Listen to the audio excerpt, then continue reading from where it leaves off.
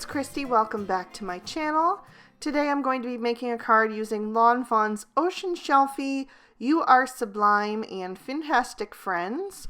So I've stamped all the images I'll be using on some Nina Solar White cardstock with Lawn Fawn Jet Black ink, and I'll be coloring with my Copic markers.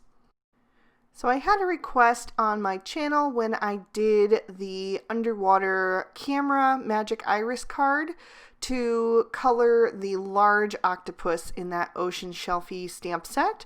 So that's what I am doing today.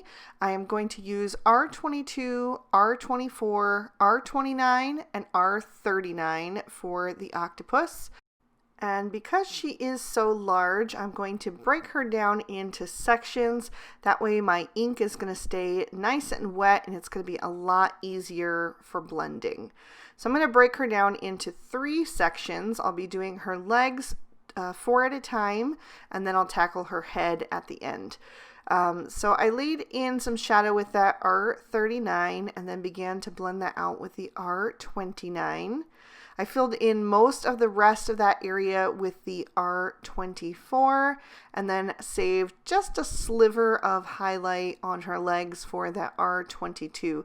They wouldn't really have too much, number one, because they're curved, but also her head would be kind of casting a shadow down on her body, so there wouldn't be too much of a highlight there, but I just wanted there to be a little bit of something. And then I'll use that color a lot more when we get to her face, because I like to keep things nice and light around those facial features. So then I'm going to move on to the right side of her body, and I'm going to do the legs exactly the same, just putting that shadow on the underside of each of those legs, and then also accentuating the little curl where the tentacles are kind of curled up. So I totally understand why I had this request. I know that larger images like this can seem a little bit intimidating, but I think breaking it down into sections and really just focusing on one area at a time really helps just kind of mentally conquer that fear of maybe possibly messing it up. And in the end, it's just paper and ink, there's no real wrong or right. And, if it doesn't turn out the way you want it to, just stamp and color a new one. It's not that big of a deal, really. So you just have to be a little bit more fearless in the face of creativity, and I think you'll be really pleasantly surprised with your results. So once I've got all of her legs filled in, I'm going to go up to her head, and at first I started to skip those spots on the left side, but I am going to end up coloring those even darker, so eventually I'll go right over top of those. So I'm laying in just a very thin little shadow with that R39 around the outside edge of her face to help it look nice and round. And then I'm going to blend that out with the R29. Then I'll bring in the R24, and then finally the R22. I'm going to save the majority of that center area for that highlighted shade. And now you can see that I've kind of switched to this circular motion with my coloring, and that just helps break up the edge of the lines left behind by the previous colors and really creates a nice smooth blend. And I'm doing the same thing for any of those lines that are left over from coloring her legs. Then I let that dry for about a minute or so, and then went in and colored those spots with the R39 and R29. I colored a little coral off screen with that same combo. I just thought I'd save some time since we've got so much coloring to do in today's video, because I am making another slimline card, so there's going to be lots of images to fill that longer style. I'm moving on to my jellyfish, and for her I'm using R20, R21, and R22. I use the R22 to lay in some shadow on the left and bottom side of her face, and then right up under her body for the tentacles, and then blend it out with the R21 and then the R20. And use the same shades for the face of the clam. Then I'm moving on to the shell of the clam, and I'm using W00, W1, W3, and W5. So I'm going to lay in some shadow with the W5 first. I'm putting a shadow down at the bottom on the lower part of the shell, and then kind of accentuating the curves of the top of the shell, and then blending that out with the W3. Just kind of making that nice and soft as we go toward the center. And then next I'll take the W1 and bring that up even farther, just leaving a little bit of space for that W00. And I'm coloring in kind of a semicircle motion on the top half to keep that shape of the scallop. I'll take away the W0 and add in the W7 to do my rocks. And I'm going to start with that W7, just add some darkness and some contrast here and there, and then fill in with the W5, and then add that W3, and then a little highlight at the top with the W1. And then I'm moving on to my smaller octopus, which is actually my favorite image in that whole Ocean Shelfie stamp set. I just love her so much. I love the way that she's just in motion, it almost looks like. So I'm using V91, V93, V95, and V99 for her. And that is one of my favorite purple combos. It's a more dusty purple, I would say, but I really do enjoy it. And again, just like with the larger octopus, I am going to break her down into sections. Even though she is a smaller octopus, smaller image, there's still a lot to color with all of those tentacles. So it just helps to do it just a small chunk at a time. So I laid in that V99 first and then started blending out with the V95. And then since those were the two colors that were the most difficult to blend, because there's a large jump between those two, I felt confident enough to go ahead and move on to the rest of her legs without using those lighter shades. I know that I'm going to be able to get those blend fairly easily just because I'm so comfortable with using those colors. So I'm going ahead and tackling the rest of those legs quick. Just laying in that V99 first and blending out again with the V95. And now I'll go in with that V93 and bring it up even further. So just like down below, I'm going to leave just a sliver of an area for that highlighted shade, the V91. So once I have that all filled in, I'm going to grab that color and just add that little bit of highlight there. It just adds a nice bit of contrast because you get that really dark on the outside edge and then that really light shade on the inside edge. Then I'll color in her head, and I'm going to do it a little bit differently because she's facing toward the right while the other octopus was facing forward. So I'm putting that shadow down on the left-hand side, and especially where there is kind of like an area where it's protruding out there. You can see like a little line that the artist has drawn to kind of indicate that it's billowing back behind her. So I'm putting a nice deep shadow there and then blending forward lighter and lighter until I get to her face, and I'll fill that in with the V91, coloring in that circular motion again. I'm moving on to my tiny little angelfish in that top right corner.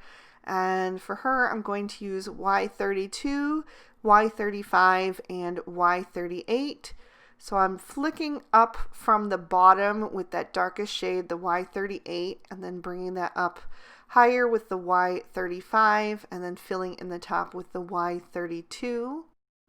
And then I'm also going to color in the fins and tail of this fish with those same shades.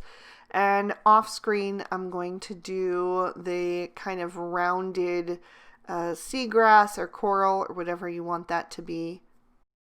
I'm actually going to be doing a lot of the smaller images off screen just to save some time. This is already going to be a lengthy video. So I'm moving on to the body of the fish, and for that I'm using B41, B52, and B45 So that B52 serves as a nice mid-tone between the B41 and B45. And then I'm also going to color in the longer fish down at the bottom with those same shades, just starting at the bottom with that B45 and then blending up towards the center with the B52 and filling in the top with the B41. For my eel, I'm going to use G14, G19, and G29 for the inside of the body. I'm using that G29 down at the bottom for a nice dark shadow, and then blending up with that G19, making sure to break up the edge of that G29 and get that nice and blended, since that is a fairly big jump between those two shades. And then I'll fill in the rest with the G14. I'm also going to color in the seagrasses down at the bottom with these shades. And then for the outer fins of the eel, I'm going to use YG21, YG23, and YG25. I'm just adding a little line of the YG25 into each of those sections, and then I'll blend in the other direction with the YG23, and then fill in with the YG21. And then I'm also going to color the other seagrasses or kelp up at the top right corner with these shades as well.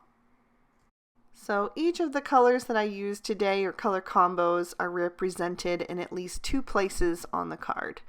And then once I've finished, I'm going to take my Sakura black jelly roll pen and go over all of the eyes of the critters that are open.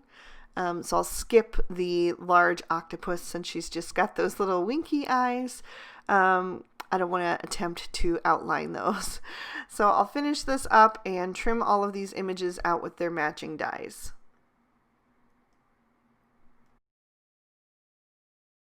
For my focal panel, I've die cut a piece of Bristol smooth surface cardstock with the Lawn Fawn large slimline with sliders die, and then I'm going to take the slimline stitch hillside borders and cut that piece into 2. So I'm just making sure that I have that right where I want it, and then I'm going to hold it in place with a little bit of post-it tape and run that through my die cutting machine. Then I will separate those out and bring the top section over to my Waffle Flower mini media mat, and I'm going to blend on some Distress Oxide ink. And the first color that I'm using is Speckled Egg.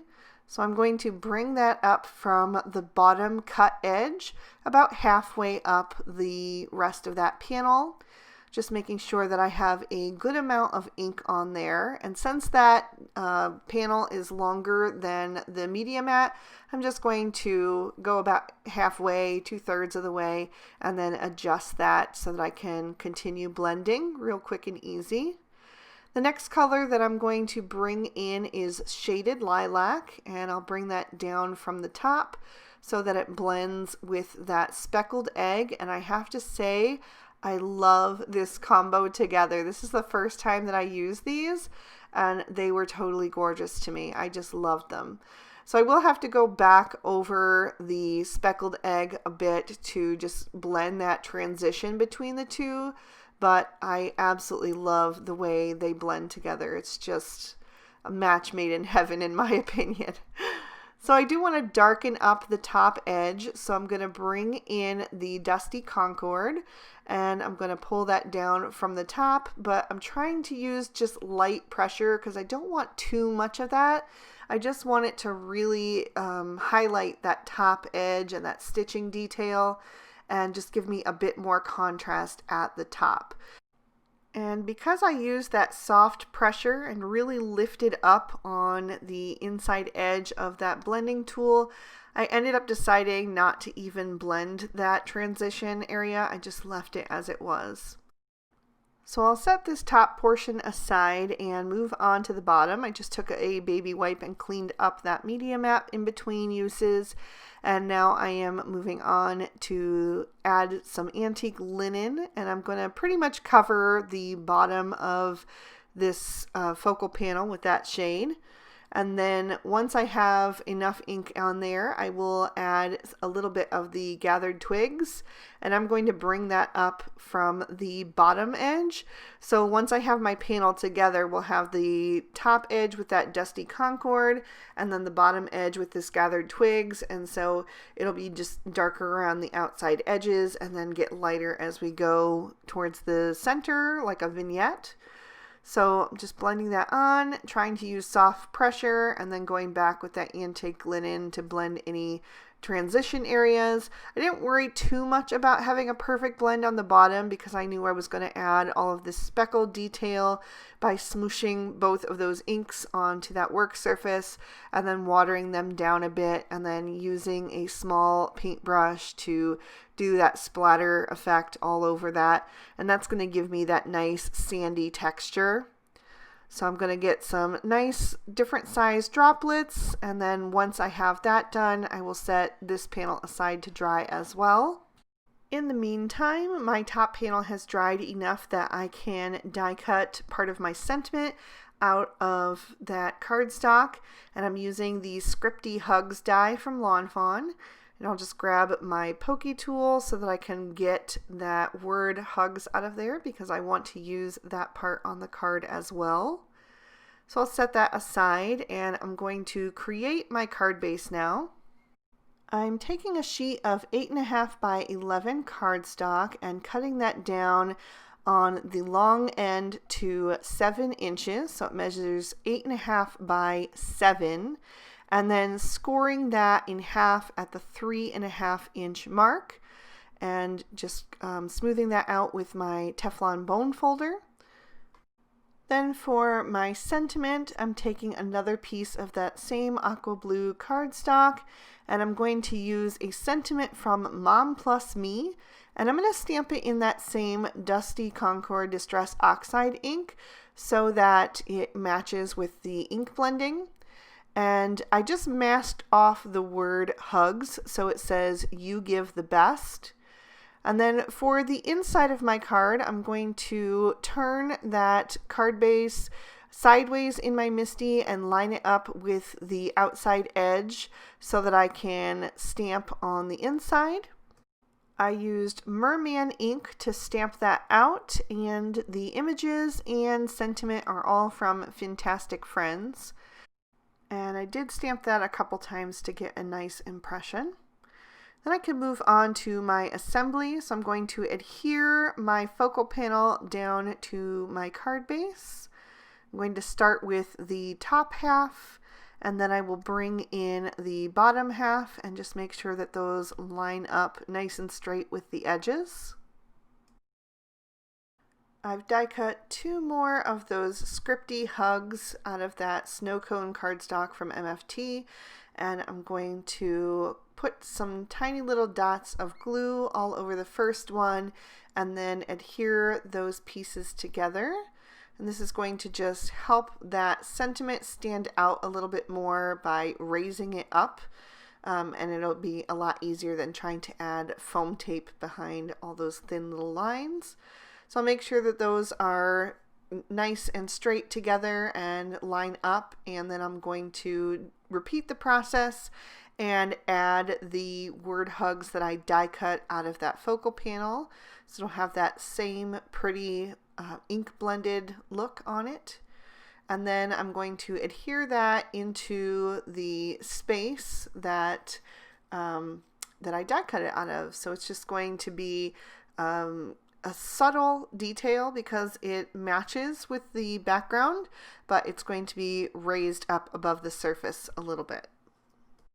I use my reverse tweezers to help me fit that into place, and also to add those tiny little die cuts to fill in all of the letters.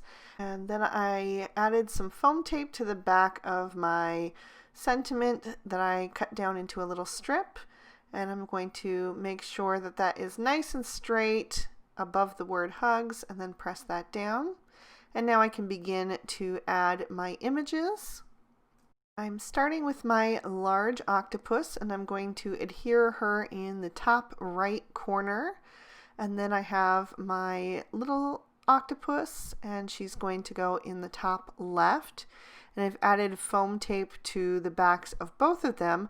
I've added foam tape to a lot of the images. There'll be a few that I'm adhering flat, but most of the critters are popped up.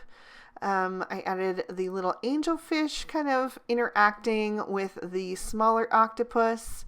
And now I'm going to start adding in some of the greenery and corals on the bottom.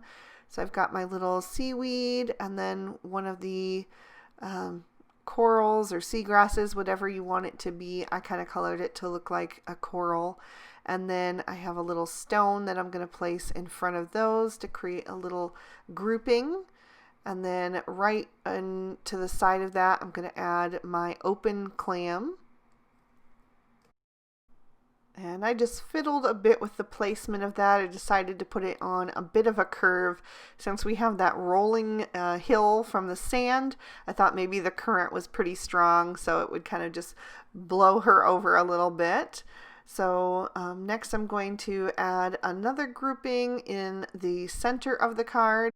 And since I have the purple octopus over on the left, I'm going to put the purple coral on the right. And the reverse with the red octopus and the red coral, just so that those colors are spread more apart on the card. And then I'm going to add another stone kind of in front of those.